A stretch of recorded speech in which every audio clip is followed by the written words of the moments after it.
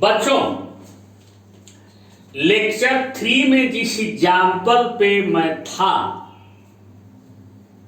दोबारा मुड़ के मैं उसी एग्जाम्पल पे आ रहा हूं। आप लोग कहोगे कि बार बार एक ही एग्जाम्पल पे क्यों आ रहे हैं? अरे एक एग्जाम्पल समझ में आ जाएगा तो सारे एग्जाम्पल समझ में आ जाएंगे। कॉन्सेप्ट तो कैच करो, दिमाग में नहीं जाता है। देखो, an object moves along straight line, the time position function is s equal to t square. Find the instantaneous rate of change in s with respect to t, that is ds by dt at t equals to second, where s is given in meter and t is given in second। माने आपको time 2 second पे instantaneous rate of change, क्षण, उस क्षण पे, उस instant पे rate of change निकालना है। तो लेक्चर 3 में मैंने बताया था कि पहले तो आप टाइम को एक्स एक्सिस पे ले लो, टाइम को एक्स एक्सिस पे ले लो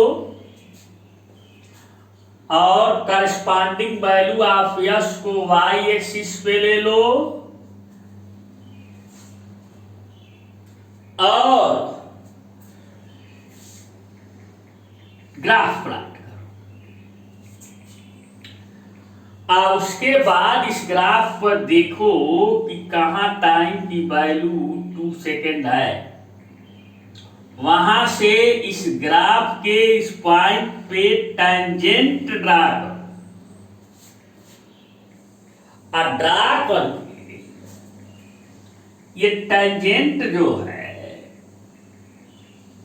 एक्स एक्सिस की पॉजिटिव डायरेक्शन से कितना एंगल बनाता है वो एंगल मेजर करो। सपोज करो वो थीटा है, उसके बाद उसका टैन निकालो, टैन थीटा। तो आपको टाइम 2 सेकेंड पे actual rate of change in S with respect to T, यानी एक्चुअल स्पीड मिल जाए। इस आफत में पढ़ो और नहीं तो दूसरा हमने बताया कि S equal to T square है, तो इसका मैथमेटिकली डेरिवेशन करके आप ऐसे निकाल लो D S by D T equal to 2t।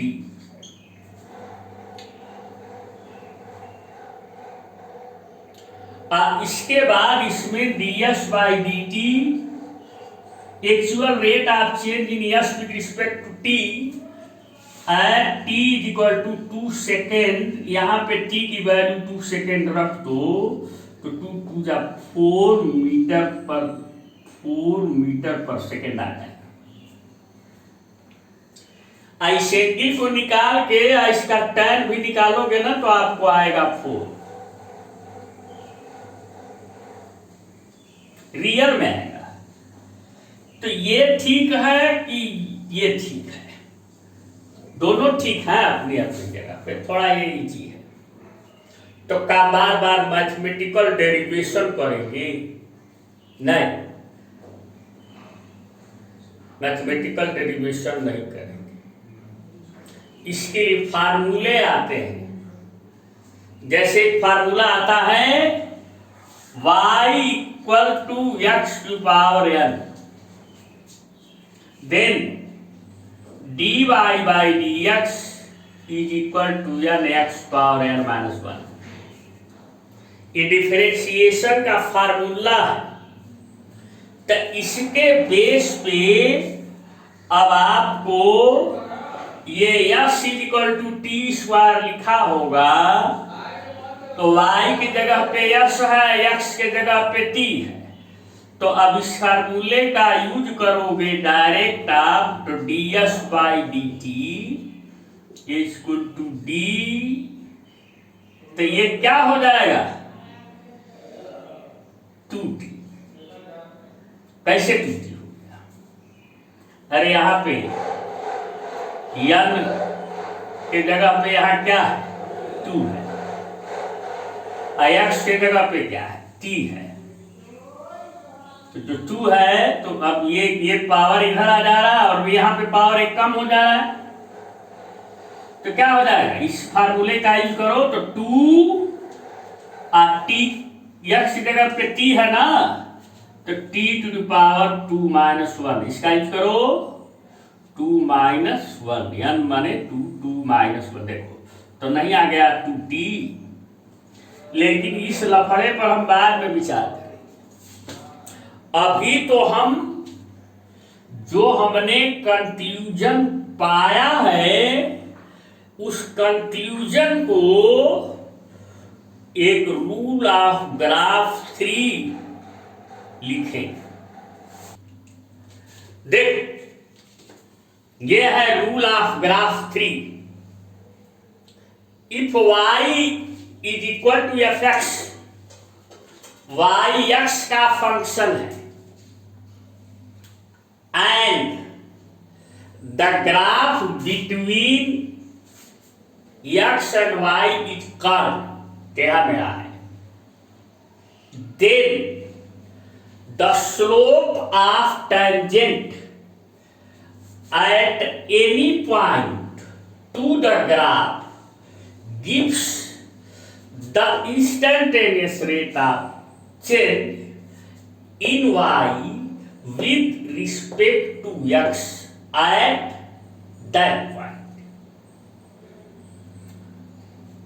देखो, जैसे ये x और y में ग्राफ है, इसके पहले हम जो ग्राफ खींचे थे यहाँ पे t था और यहाँ s था, लेकिन यहाँ t के जगह पे क्या है? सपोज करो x एक्सिस पे फिजिकल क्वांटिटी x है और y एक्सिस पे फिजिकल क्वांटिटी y है s की जगह।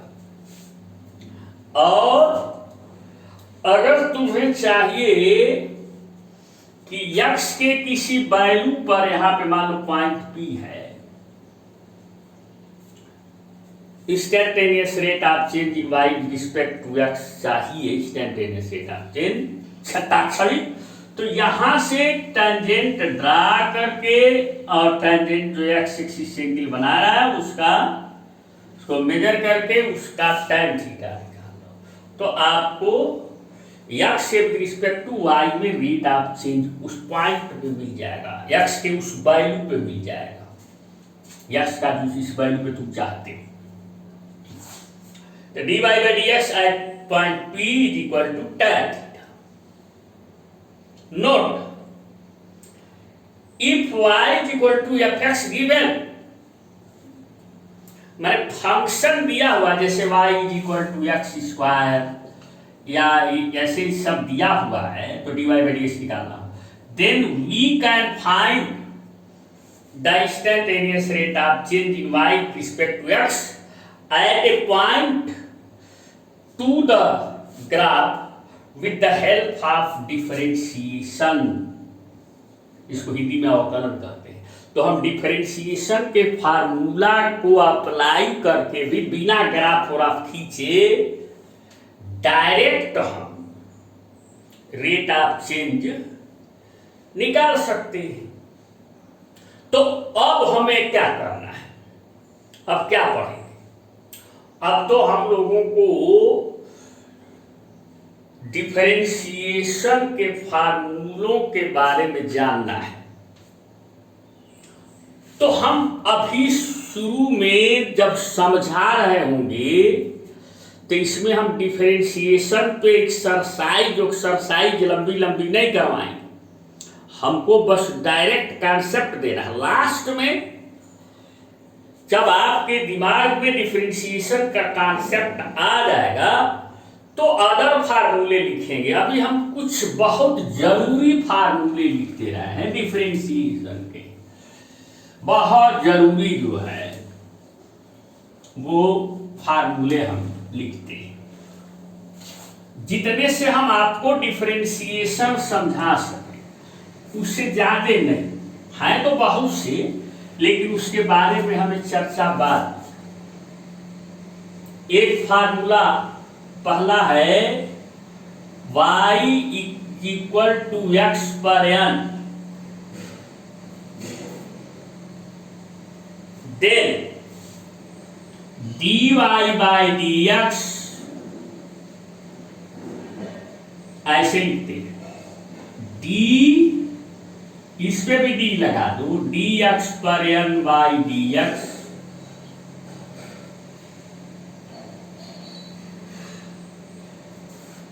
इज इक्वल टू, ये जो पावर है ना x पे बगल में आ जाता है, इसमें से एक कम हो जाता है।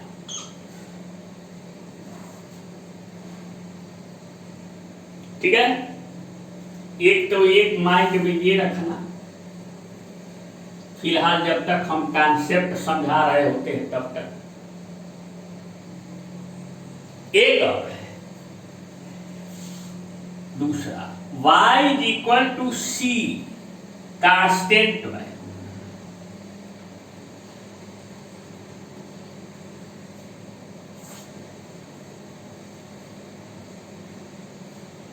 Then dy by dx, dc by dx is equal to g। एक तो ये अपने माइंड में रखना। 2-2.5 मिनट और हम उस पर बोलेंगे, बंद करेंगे उसके बाद।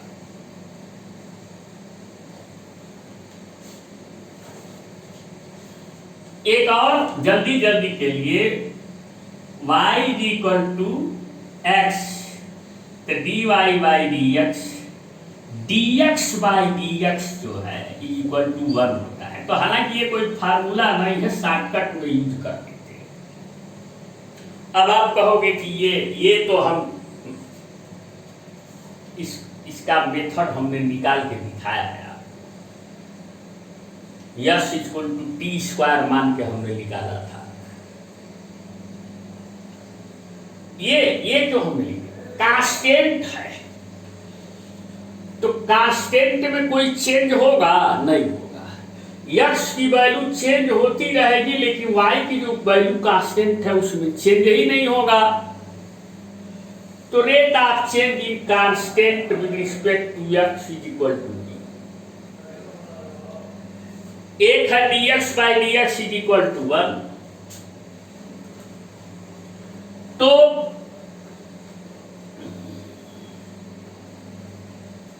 ये जो दोनों फार्मूले हैं कोई नए नहीं, इसी से निकल जाएंगे। जैसे आप इसको देखना चाहोगे तो आपको दिमाग रखना, y इक्वल टू सी लिखा हुआ, तो इसको आप ऐसे रख सकते हो, y equal to C variable x to power d लिख सकते हो। तो उसके बाद क्या करो, तो dy by dx, d by dx y कहना चाहिए, लेकिन dy बाई dx हम बोल देते हैं, dc x to power 0 by dx। c coefficient है, कांस्टेंट नहीं है, यहाँ पे कोफिशिएंट बन गया, वेरिएबल x हो गया, तो इसको साइड कर दो, dx power 0 by dx। x power 0 means 1 होता है, तो उसको यहाँ लगा देने से कोई इफेक्ट तो पड़ेगा नहीं। हाँ, एक फायदा होगा कि ये फार्मूला लग जाएगा, ये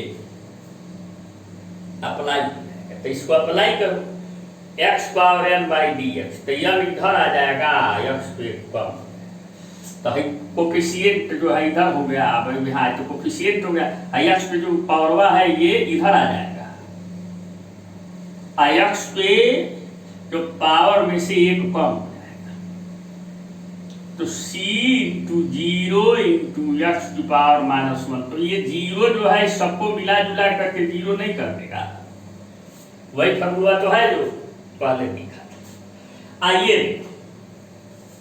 ये भी कोई नया नहीं है, ये भी उसी से निकाल सकते। ये dy by D X Y is equal to X power N X X X Y is equal to X है तो एक्स पावर 1 हुआ ना, तो dy by D X power 1 by D X formula apply करो, X power N X power 1 है तो 1 इधर आ जाएगा, एक्स के पावर में से कम हो जाएगा तो 1 x power D, X power 0 माने 1 होगा तो 1 इंटू 1 बराबर 1 आ गया ना 1। तो इसी का यूज है इन दोनों में, बट हम करना बार बार करेंगे नहीं, इसलिए हम